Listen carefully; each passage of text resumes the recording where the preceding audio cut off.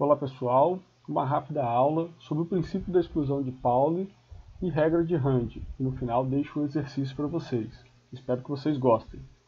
Bom, o princípio da exclusão de Pauli diz que dois elétrons não podem ter a mesma série dos 4 números quânticos.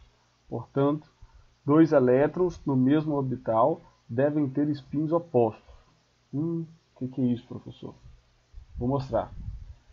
Nós vamos observar também a regra de Rand, que diz que para os orbitais degenerados, ou seja, aqueles de mesma energia, os elétrons preenchem cada orbital isoladamente antes de qualquer orbital receber um segundo elétron. Note que a regra de Rand não é uma proibição, na verdade, ela só está apontando para a gente a situação de maior estabilidade. Guarde essa palavra, viu? Bom, vamos fazer um exercício. Segundo o princípio da exclusão de Pauli e a regra de Rand, aponte se o preenchimento do subnível 2p4 está correto e justifique. Alguns detalhes. Observe que 2 aqui é o número quântico principal n, p é o número quântico secundário ou azimutal L, que é igual a 1, e 4 é a quantidade de elétrons. Vamos para a primeira possibilidade. Nós temos então o preenchimento dos 3 orbitais p, que aqui estão representados por caixinhas, e são 3 caixinhas, porque para L igual a 1, ou seja, para o orbital do tipo p, nós temos os seguintes possíveis valores para n: menos 1, 0 e 1, ou seja, temos 3 orbitais do tipo p em n igual a 2. Veja essa distribuição. Nós temos que os elétrons, todos eles têm números quânticos, o conjunto dos 4 números quânticos diferentes. Por exemplo, vou pegar esse primeiro elétron aqui. Neste elétron, nós temos n igual a 2, L igual a 1, M igual a menos 1 e S igual a mais meio, convencionando que o número quântico spin seja mais meio. Nós temos outro elétron no mesmo orbital, ou seja, em n igual a 2, L igual a 1, M igual a menos 1, só que aqui S é igual a menos meio. E como todos os outros elétrons estão em diferentes valores de M, nós podemos dizer que para todos esses elétrons, o conjunto dos 4 números quânticos são diferentes. Portanto, essa configuração eletrônica é permitida segundo o princípio da exclusão de Pauli. Bom, outro detalhe que nós podemos observar, que essa é a configuração eletrônica mais estável. Não por conta deste elétron que está aqui na posição menos 1, que ele poderia estar da mesma forma em 0 ou mais 1 e a configuração eletrônica seria a mesma.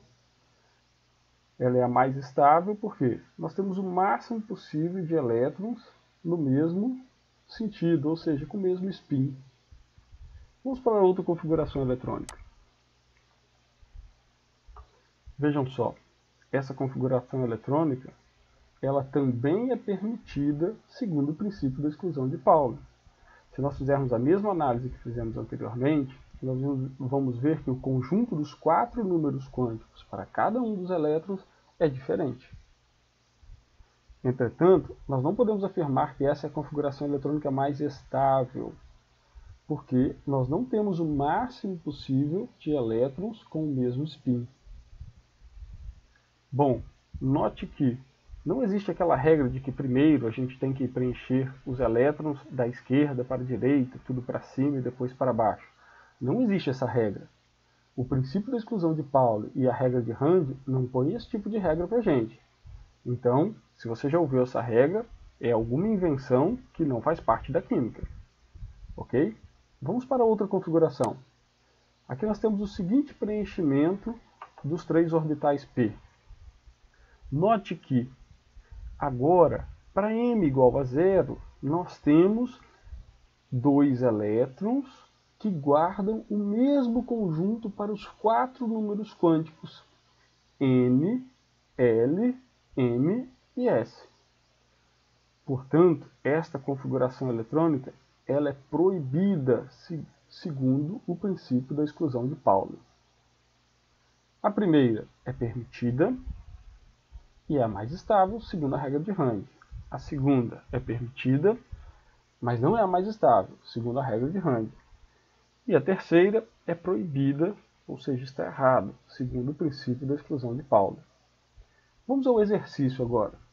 Eu vou deixar um texto para vocês lerem, e esse texto, bem interessante, que tem o seguinte título: Ferro, um metal que vale ouro. Vocês vão ler esse texto, mas eu chamo a atenção para um breve trecho, de onde eu faço uma pergunta. O trecho é o seguinte: o íon ferroso, ferro 2+, e é claro que aqui o 2+ está escrito errado, porque deveria estar sobrescrito. O íon ferroso, ferro 2+, tende a formar compostos mais solúveis. Entretanto, em um ambiente oxigenado, ele não é estável e se converte para a forma férrica. Eu gostaria que vocês, utilizando os conceitos do princípio da exclusão de Pauli ou a regra de Rand, aquele que você achar que é adequado para isso, explicasse por que nessa condição o ferro 2 não é estável e se converte a ferro 3. Espero que vocês gostem dessa leitura e aproveitem bastante. Não esqueça de deixar a resposta do seu exercício aí no Google Classroom. Até mais!